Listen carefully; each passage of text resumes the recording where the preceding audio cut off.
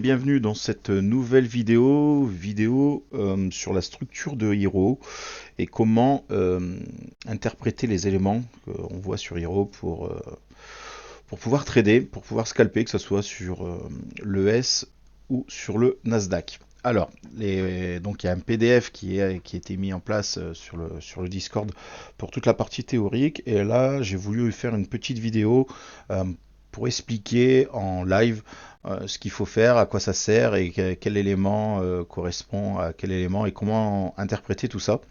J'ai eu pas mal de questions sur ce sujet, donc je me suis dit on va faire une vidéo, ça sera plus simple.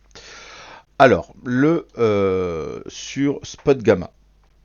Donc avec Hero, en fait, on parle de gamma, d'accord? Je vous dis toujours, il faut aller chercher les gammas avant de commencer sa session de trading, hein, savoir si on est en gamma positif, mais en gamma négatif. Alors, il y a il y a différents gammas en fait. Il y a l'image de gauche que vous voyez ici. On est sur ce qu'on appelle le net gamma. Hein, en fait, c'est un calcul mathématique. C'est tous les gammas réunis par niveau de prix. D'accord. Donc ça, c'est en règle générale, que ce soit sur le S ou sur le Nasdaq, en règle générale, on est sur du gamma positif et on est quand même sur quelque chose de plus long terme. Donc il faut quand même avoir une notion assez large avant de commencer à trader, parce que on peut être en gamma négatif sur du long terme, donc là les mouvements vont être bien plus amplifiés. Et ensuite on a sur l'image de droite, on a ce qu'on voit sur Hero. Donc vous allez voir que sur Hero, en fait, on peut différencier les puts et les calls. Voilà, donc on a les lignes, hein, qu'on verra après. On a une ligne verte, une ligne bleue, donc c'est les puts, les calls, s'ils sont positifs ou négatifs. Et on a le total. Donc là, on voit cette ligne bleu ciel qui est le total, d'accord. Donc en fait, compte, on additionne les puts et les calls et ça nous fait un total. En blanc, c'est le prix du NDX ou du SPX. Donc ce total, eh ben, tout simplement, comment ça traduit ce gamma notionnel? Mais en fait, compte, c'est le gamma net, d'accord, avec des éléments en plus supplémentaires pour pouvoir le transformer des gammas, d'accord, par rapport à ce qu'on appelle des strikes, c'est le prix, on va dire, entre guillemets, de l'argent, d'accord. En fait, à chaque mouvement de prix, d'accord, quand le prix monte ou quand il descend, en fait, compte, je ne vais pas trop rentrer dans le détail, mais en fait, compte, après, il y a une histoire de delta. Et par rapport à ça, si vous voulez, à chaque fois que le prix monte ou descend, les dealers, donc, ou les market makers, hein, c'est exactement la même chose, vont devoir se hedger. Et par rapport à ce delta, eh ben, comment dire, leur influence sur le hedging va être différent. Par exemple, si on a un delta assez faible, donc un niveau gamma assez faible, leur hedging va avoir beaucoup moins d'impact que si on avait un gamma très élevé. Donc là, nous, ce qui va nous intéresser, c'est vraiment le gamma notionnel. Donc, comme je vous disais, on voit là en bas à gauche du graphique, hein, donc un gamma notionnel faible. Donc là, on est toujours sur le total. On voit qu'on est légèrement au-dessus de 0. Qu'est-ce qui se passe? Quand ça, c'est assez faible, hein, d'accord, quand le total est autour du 0, on sait que les dealers vont être moins exposés, comme j'expliquais par rapport au delta, il va être plus faible, donc leur exposition va être moindre. Donc qu'est-ce qui va passer sur le marché? Le marché va être beaucoup plus erratique, parce qu'en fait compte, il va avoir entre guillemets les institutionnels et puis le retail qui vont trader, et le marché, bon ben voilà, souvent c'est des mouvements de range, ça monte, ça descend, on sait pas trop où le marché va partir. Et après, dès qu'on va commencer à avoir des volumes plutôt directionnels sur les options, automatiquement, le volume des gammas notionnels va augmenter. On voit ici sur le graphique, hein, on était aux alentours millions, on est passé en gros à 30, 40 et on finit même à 50. Donc là, on voit qu'il y a un step qui commence à monter. Donc on sait que là, on peut se dire, ok, on voit de suite, ok, est-ce que les gammas notionnels sont élevés ou faibles? D'accord. Donc ça, c'est la première chose à observer lorsqu'on regarde Hero. C'est est-ce qu'on a un gamma total notionnel élevé ou faible? Ce qui va nous permettre de savoir si nos dealers, market makers, vont plutôt avoir des réactions fortes sur le marché, ou au contraire, justement, en gros, laisser un peu le marché libre, et automatiquement, ça va donner des mouvements, on ne sait pas trop, quand vous êtes sur un marché et que vous ne savez pas où il va partir, parce que un coup ça range, ça monte, ça descend, ça monte, ça descend, entre guillemets, on peut appeler ça comme un marché un peu contrôlé, où il n'y a pas vraiment de direction, on est plutôt dans un range. Gamma notionnel positif ou négatif. Donc c'est très simple, il suffit de regarder où se trouve le total, d'accord. Est-ce qu'on est dans la zone au-dessus de 0, positif, en dessous de 0, c'est négatif. Qu'est-ce qu'on peut déjà en premier lieu, d'accord. Donc on va pas prendre ça au pied de la lettre, mais dans un premier temps, qu'est-ce qu'on peut se dire? Ok, quand on a un gamma notionnel positif, on va partir du principe que les dealers vont être en contre-tendance. C'est-à-dire qu'ils vont, lorsque le marché va descendre, ils vont racheter les baisses, et quand le marché va monter, ils vont vendre les hausses. D'accord. Donc ça, typiquement, lorsque c'est le cas, c'est idéal pour faire du scalping contrarien. On peut très bien faire de la tendance, mais on sait que cette tendance, il va pas avoir de grosses impulsions, de gros mouvements. D'accord. A contrario, lorsqu'on est en gamma notionnel négatif, donc en dessous de 0, ici, si on est en dessous de 0, là par contre les dealers vont devoir se hedger dans le sens du mouvement. C'est là où plus le marché va monter, plus ils vont devoir acheter, plus le marché descend, plus ils vont devoir vendre le marché. D'accord. Donc là on va arriver dans un marché, ce qu'on appelle un marché directionnel. Donc là c'est très bien pour du suivi de tendance, mais à contrario c'est pas l'idéal pour faire du scalping contrarien. Donc ici, on reparle, voilà, gamma positif, gamma négatif, d'accord. Je vous ai remis les différents, comment vont devoir se comporter les dealers et comment nous on va devoir l'interpréter pour pouvoir, en fait, trader avec eux, d'accord. Il faut savoir que Hero c'est pas comment dire, c'est pas un logiciel qui va vous donner des signaux d'achat ou de vente, d'accord. C'est simplement des flux en direct. D'accord, des options. Les options, c'est là où il y a le plus gros des volumes de transactions. Et en fait, les dealers, eux, ce qu'ils font, c'est qu'ils sont obligés de faire une contrepartie. Je m'explique. Si on achète des calls, d'accord, si des instituts ou des retail achètent des calls, eux, les market makers sont là pour donner de la liquidité. C'est-à-dire que eux, ils vont se retrouver vendeurs de calls. Et pareil pour les puts. Si j'achète un put, eux, ils font la contrepartie, c'est-à-dire qu'ils vont devoir vendre un put. Il faut savoir que les dealers ne sont pas là pour gagner de l'argent sur les marchés. D'accord. Donc quand on vous dit oui, les market makers sont là pour aller chercher les stops, la liquidité, patati patata, en fait quand on regarde sur Hero et qu'on regarde le principe d'un market maker, en fait, ils n'ont aucun intérêt d'aller chercher vos stops. Eux, c'est simplement des couvertures. C'est-à-dire que s'ils sont obligés de se mettre vendeurs d'un call, d'accord, parce que beaucoup de personnes achètent des calls, donc en gros acheter des calls, c'est vouloir faire monter le marché.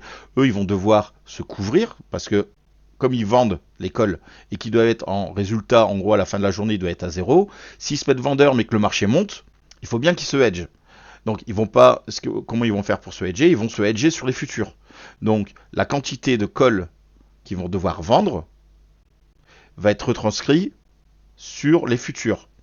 Comment ils peuvent savoir s'ils vendent admettons, 100 contrats, on va dire, 100 contrats de call à la vente? Comment ils peuvent savoir est-ce que j'en achète 10, 50 ou j'en achète 100 contrats sur le futur? Et bien en fait, c'est le delta qui va vous le dire. D'accord, c'est ce que je parlais tout à l'heure, le delta.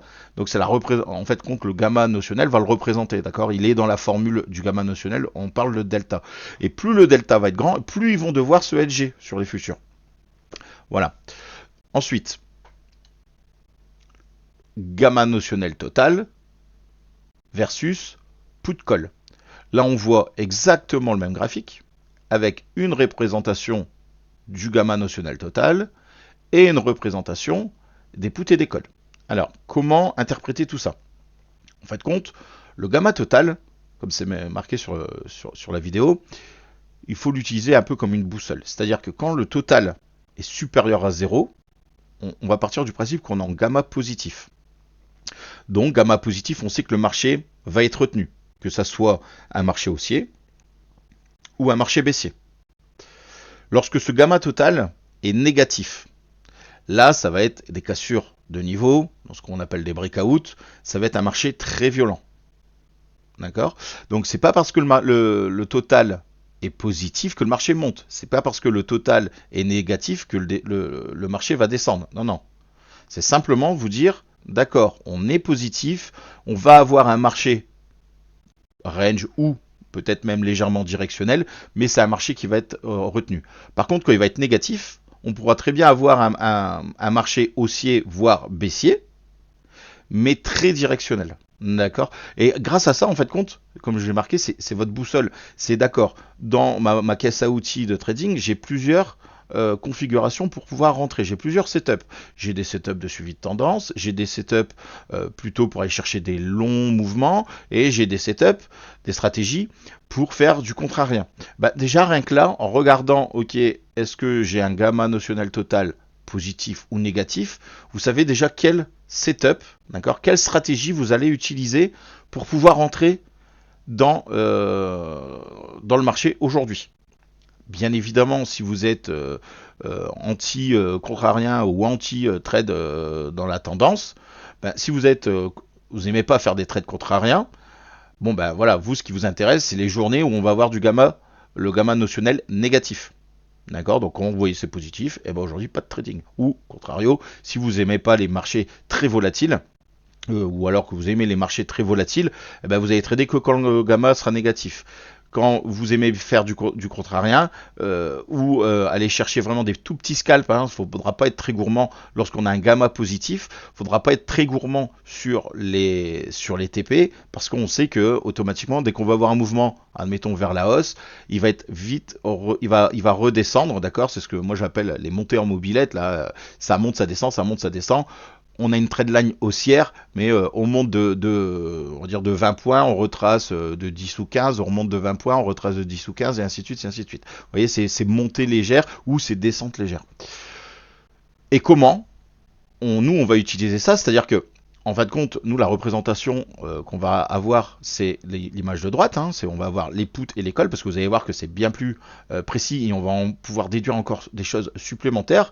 Bah, tout simplement, pour pouvoir savoir le notionnel total, bah, il suffit juste d'ajouter les puts et les calls. C'est-à-dire que les calls, c'est la ligne verte, les puts, c'est la ligne bleue. Quand vous ajoutez la valeur des calls et la valeur des puts, vous arrivez ici sur le total notionnel. Alors maintenant, nous allons faire un exemple. Comment les dealers vont devoir se hedger. Donc là, c'est sur une session Europe, de 9h à midi. Donc là, c'est les heures que vous voyez en dessous, c'est les heures US. Donc là, on voit donc le même graphique avec le total gamma, d'accord. Donc et à côté, on a la représentation des puts et des calls. Donc, qu'est-ce qu'on peut voir sur ce graphique? C'est qu'ici, on démarre en fait compte, hein, l'open européenne, elle est ici hein, à 3h du matin. On voit qu'on avait un total positif à l'open, et on voit que ce total diminue jusqu'à arriver au niveau 0. Et ensuite, on voit qu'il repart en positif par la suite de la session. Lorsqu'on regarde maintenant ces gamma détachés entre les puts et les calls, effectivement, on va retrouver exactement les mêmes valeurs. C'est-à-dire que à l'open, on avait donc, je vous rappelle que en vert, c'est les calls et en bleu, c'est les puts. Donc là, on a les calls qui sont positifs, on est à 20. Donc ça veut dire quoi? Ça veut dire que on achète des calls. Et ici, on a les puts qui sont positifs, 80. Donc ça fait 100, on revient bien sur la somme des deux.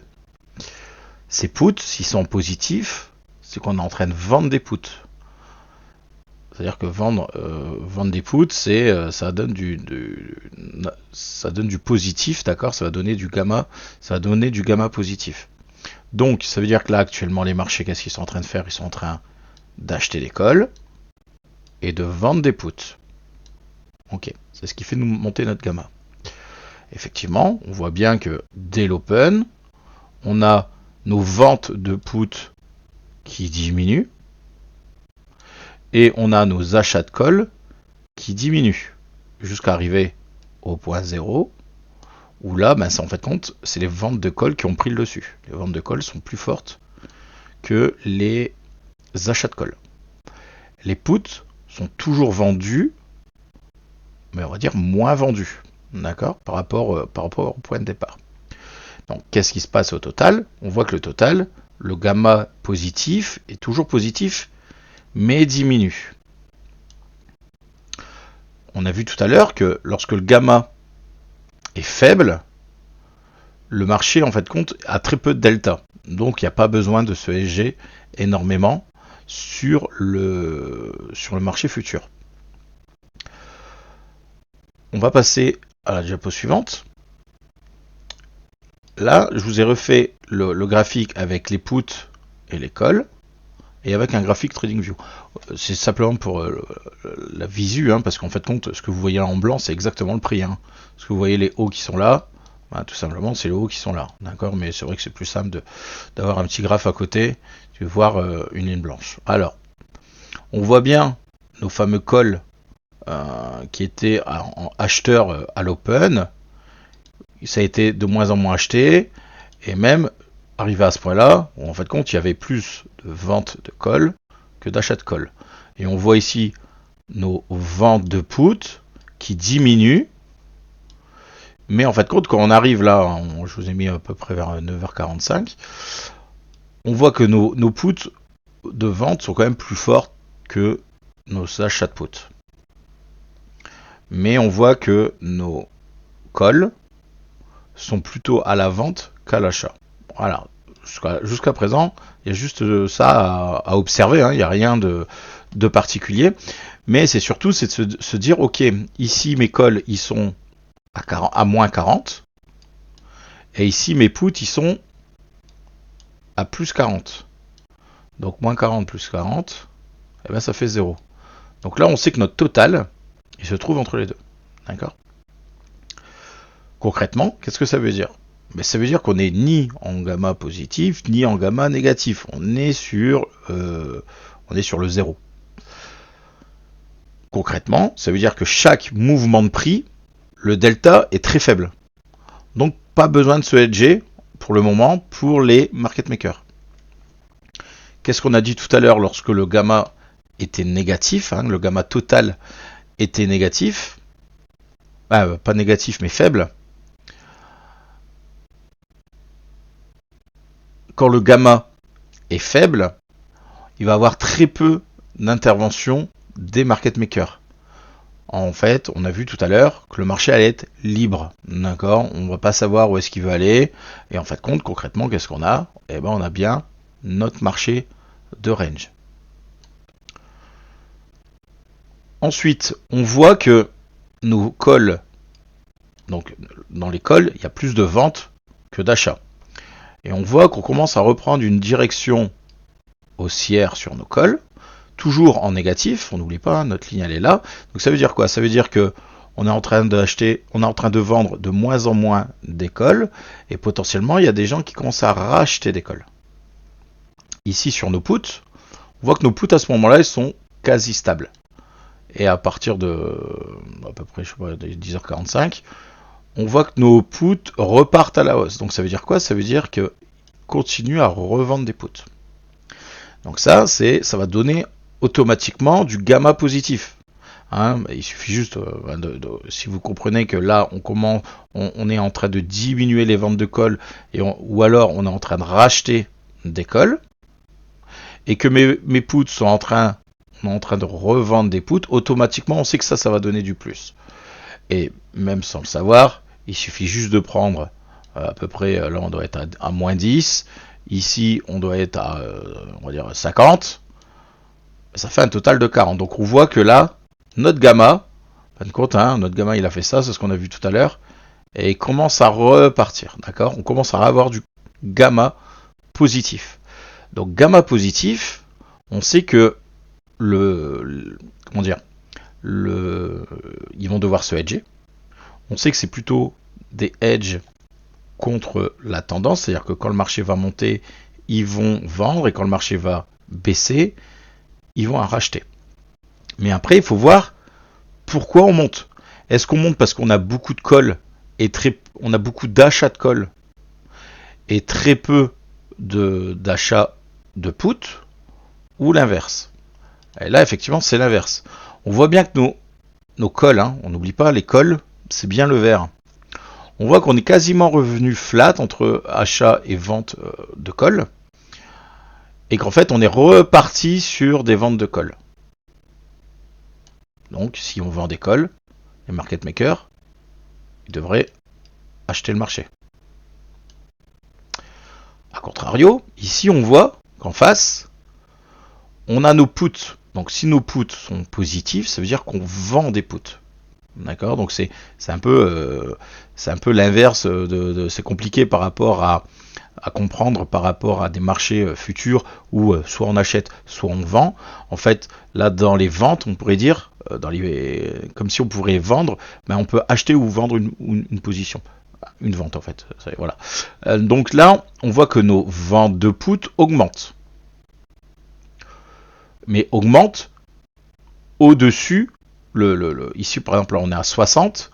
À ce moment-là, ici, on est à 40. Donc, on sait qu'on est en gamma positif avec les puts qui montent au niveau du delta et nos calls qui diminuent au niveau du delta. D'accord. Donc, concrètement, qu'est-ce qui va se produire là-dessus? On voit bien qu'il y a deux choses différentes. Ça devrait dire théoriquement la même chose. Si on vend des puts, c'est comme si on achetait des calls.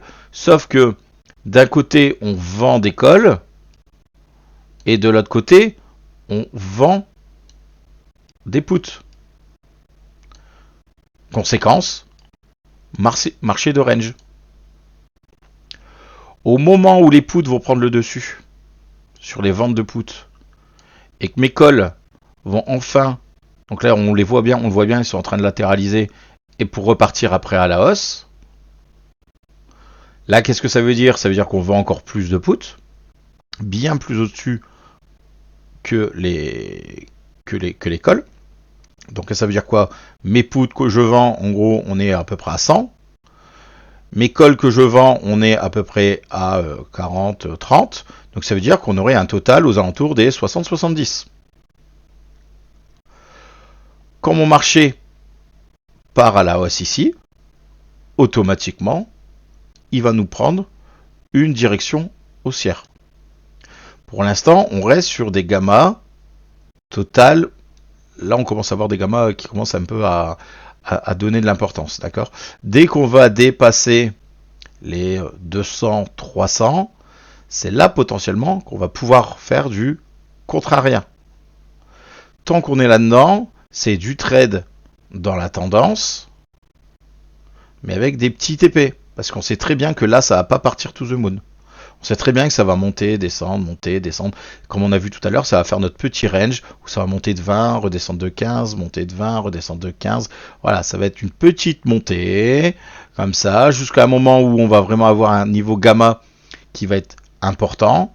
Et là, il faudra regarder le comportement des puts et des calls pour pouvoir prendre une décision. Alors, en règle générale, lorsque vous en avez un des deux qui commence à latéraliser comme ça, et que l'autre, donc ça peu importe, que ce soit les puts ou les calls, part dans une direction, en règle générale, le marché va suivre la direction. D'accord. C'est pas du 100%, c'est ce qui m'a expliqué dans les cours IRO, mais en règle générale, lorsque vous avez soit les puts, soit les calls qui commencent à latéraliser comme ça, et que vous avez soit les puts ou les calls qui partent dans une direction, le marché va suivre la direction. Donc ça, c'est des choses qui sont assez importantes, parce que là, à partir de là, on commence vraiment à voir que là, ça bouge plus. Ici, on a latéralisé, ça commence à monter. Là, le problème, c'est qu'ici, ça bouge pas. Ok, on voit que ça descend. On refait un petit range là sur les calls. Les calls, on n'arrive pas à casser les 40. Donc on sait très bien que si les calls montent, le marché va repartir à la hausse. Donc comme là, on latéralise, mais qu'ici, on voit que ça pump, qu'est-ce qu'on peut en déduire? Ben, c'est que notre gamma total monte, donc il y a de fortes chances que mon marché va monter. À retenir, et ce qui est important, quand les dealers sont en gamma positif, d'accord? Gamma, quand je dis gamma positif, c'est gamma notionnel total positif, d'accord? Quand les calls vont monter, les dealers vont devoir vendre le sous-jacent. Donc, le sous-jacent, c'est notre marché à nous, que ce soit le S ou que ce soit le NQ. Quand les puts vont monter, les dealers vont acheter le sous-jacent, d'accord? Retenez bien que les calls, c'est un peu les achats, et les puts, c'est les ventes, d'accord? Donc, quand les puts montent, les dealers vont devoir acheter le sous-jacent. Et là, ce qu'on a vu, nous, dans l'exemple précédent, c'est que les calls montaient, donc les dealers vendent le sous-jacent. D'accord? En gros, quand on est en gamma positif, le hedging, il est contre le mouvement du prix. D'accord? Ça va faire un effet de stabilisateur. On va être soit en range, ou on va avoir ou alors on va avoir cette petite mouvement directionnel un peu rangeux. D'accord? Ça va monter ou descendre en escalier. A contrario, quand les dealers sont gamma négatif notionnel total, quand mes calls vont monter, eux, ils seront obligés, en gros, de se hedger dans le même sens. Donc, ils vont devoir acheter le sous-jacent, donc le S ou le Nasdaq. Et à l'inverse, lorsque les puts montent, les dealers vont devoir vendre le sous-jacent. Donc là, ils vont devoir se hedger dans le sens du mouvement. Donc, comme ce que je disais tout au début de la vidéo, ne jamais raisonner en disant les calls contre les puts, sans regarder le net delta notionnel. D'accord? Parce qu'un call qui monte, si on n'a pas l'information du net gamma, on peut rien en faire. J'espère que vous avez apprécié cette vidéo, que ça vous a plu. N'hésitez pas à mettre un petit like, un petit commentaire, ça fait toujours plaisir. Et je vous dis à bientôt. Allez, ciao, ciao!